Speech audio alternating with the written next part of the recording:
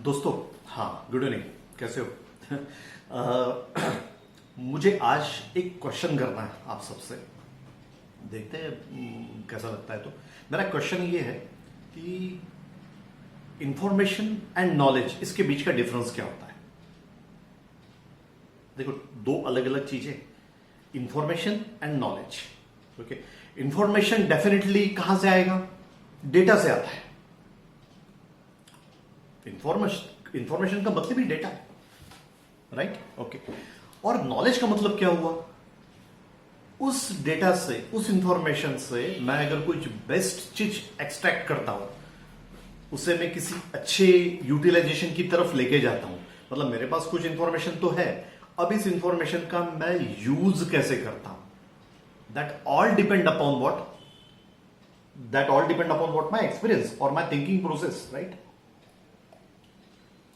मेरा ऐसा कहना है कि ये सारी चीजें किस बात पे डिपेंड है पता है आपको? ये सारी चीजें इस बात पे डिपेंड है कि आप उसका यूटिलाइजेशन एज अ नॉलेज कैसा करना चाहते हो। मैं एक एग्जांपल देता हूं। मान लेते हैं मेरे पास में मेरी कंपनी है और मेरे पास में एक टेबल है जिसमें सारे मेरे इंप्लॉयज की इंफॉर्मेशन है। अब इंप्लॉयज की इंफॉर्मेशन मतलब क्या हुआ? उनका नाम हुआ, सैलरी हुआ, डेजिग्नेशन हो गया, and so many other things, बहुत सारी और भी चीजें। ठीक है, तो ये इंफॉर्मेशन तो है मेरे पास में, ये स्टोर्ड है। अब मैं चाहता क्या हूं? अब मैं ये चाहता हूं कि इस इंफॉर्मेशन से मुझे क्या सीखने को मिल रहा है, क्या समझ रहा हूं मैं आउट ऑफ दैट इंफॉर्मेशन। बहुत सारे लोग हैं, तो बहुत सारे लोग अपने अपने तरीके से इस चीज को सोचेंगे।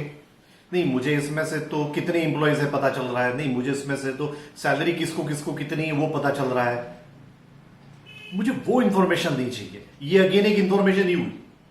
तो मुझे उसमें से क्या चाहिए? मुझे जानना यह है कि ये लोग एग्जैक्टली क्या काम करते हैं, वो भी मुझे इंफॉर्मेशन के बेसिस पे मिलेगा। तो नॉलेज का मतलब क्या हुआ? मैं ये देखूंगा, वो देखते से ही मुझे ये पता चलेगा, पता चलना चाहिए कि ये लोग कौन से रीजन से आते हैं। ठीक है, कौन से ग्रुप में आते हैं, मुझे उसके लिए क्यूरीफायर करने की जरूरत नहीं पड़े। इतना पता चलने के बाद में मेरे एक चीज और ध्यान में आनी चाहिए कि इसका सैलरी रेंज कहां से कहां तक है। There is absolutely no need कि मैं उसके परफेक्ट कोई वर्ड्स या कोई कमांड देके मैं परफेक्ट फिगर्स चाहता हूं, ऐसा बिल्कुल नहीं है। और वो इंफॉर्मेशन को देख के मुझे ये समझ में आ जाना चाहिए कि ये एम्प्लॉय एग्जैक्टली किस तरह का काम करते हैं। ठीक है, अगर ये रिटेल इन्वायरमेंट है तो रिटेल में से ये कौन सा काम करते हैं, और ये कितने सीनियर लेवल पे काम करते हैं, मिडिकोर लेवल पे काम करते हैं या जूनियर लेवल पे काम करते हैं। सिर्फ एज देख के नहीं, या उनका number of years of experience देख के नहीं, या उनका डेजिग्नेशन देखकर भी नहीं। फिर क्या देखकर? तो उस कंपनी का ओवरऑल इन्वायरमेंट देख के, और फिर उस एम्प्लॉय का सिर्फ टेबल लिख के मेरे ये ध्यान में आना चाहिए। एक और एग्जांपल देता हूं, सेल्स का टेबल। ठीक है, सेल्स के टेबल में क्या होगा? सेल्स की सारी इंफॉर्मेशन, कितने प्रोडक्ट है, क्या है वगैरह वगैरह, बहुत सारी इंफॉर्मेशन। अब अगर मैं ये चाहता हूं कि इस इंफॉर्मेशन से मुझे नॉलेज क्या मिल रहा है, तो मुझे इस इंफॉर्मेशन से नॉलेज ये मिलेगा कि ये टेबल जिस किसी कंपनी का है, वो कंपनी एक्चुअली कौन से प्रोडक्ट सेल करती है, अगेन इंफॉर्मेशन का पार्ट हुआ, लेकिन ये इनका तरीका क्या है बिजनेस करने का, वो मेरे ध्यान में आना चाहिए उस टेबल को देख के। मतलब ऐसे कॉलम की इंफॉर्मेशन चाहिए जो वहां पे है ही नहीं।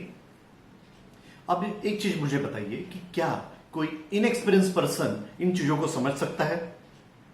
देखो, एक्सपीरियंस की भी ना अपने आप में एक डेफिनेशन है। ठीक है, उसकी तरफ मैं आता हूं बाद में। मैं पहले एक और क्वेश्चन की तरफ आता हूं। मुझे पूछते कि मैं फ्रेशर हूं तो क्या मैं डेटा साइंस में जा सकता हूं? मेरा जवाब है बिल्कुल नहीं।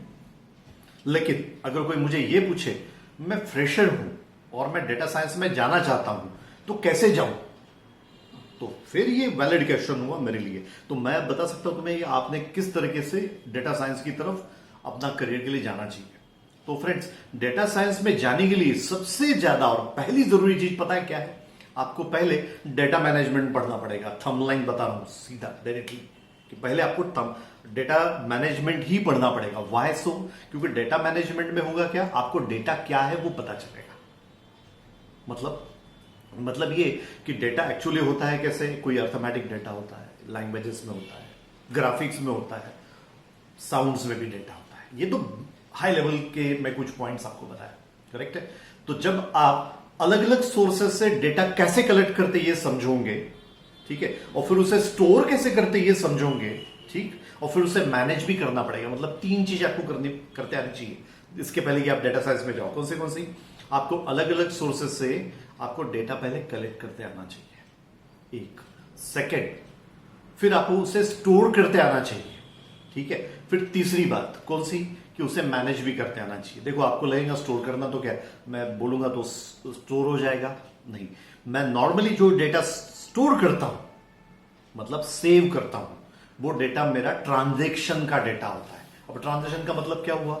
ट्रांजैक्शन का अगर मैं सीधे तौर पे मतलब आपको बताऊं, हमेशा के लिए याद रखना, वो ये कि कोई भी ऐसा डेटा जो मेरे पहले मेमोरी में आएगा और फिर बाद में मेरे डिस्क में जाएगा, वो मेरा ट्रांजैक्शनल डेटा है। अगर मैं टेक्निकली कहूं तो इंसर्ट, अपडेट और डिलीट, अगर एसक्यूएल लैंग्वेज के बारे में बात करूं तो जो डेटा मैं सेव करता हूं वो मेरा ट्रांजैक्शनल डेटा है। इसलिए मैं सिलेक्ट को ट्रांजैक्शनल डेटा नहीं कहूंगा। मतलब जो इंफॉर्मेशन मैं मेरे ब्रेन से या मेरे डेटाबेस में से निकाल के उसे यूज करता हूं वो मेरा ट्रांजैक्शन डेटा नहीं है। So what do you mean by transaction data? So transaction data is a data which actually I feel that it is really required for my business. मेरे बिजनेस के लिए वो जरूरी है तो मैं उसे सेव कर रहा हूं, तो वो डेटा मेरा ट्रांजैक्शन डेटा हुआ।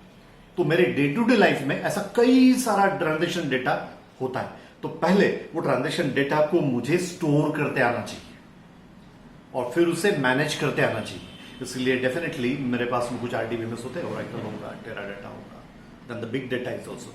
तो मेरा एडवाइस ये है, पहले यही चीजों की तरफ ध्यान देना होगा।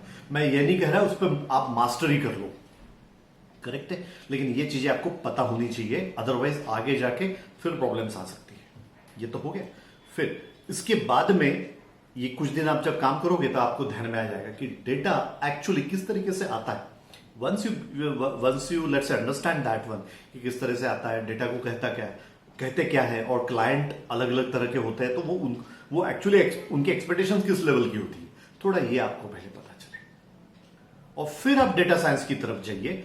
और ट्रस्ट मी, इन सब चीजों के लिए आपको बहुत ज्यादा टाइम स्पेंड करने की भी कोई जरूरत नहीं है, लेकिन ये चीजें आपको पता होनी चाहिए, अप टू दैट मार्क पता होनी चाहिए कि जहां पर आपको काम करने में आसानी पड़े।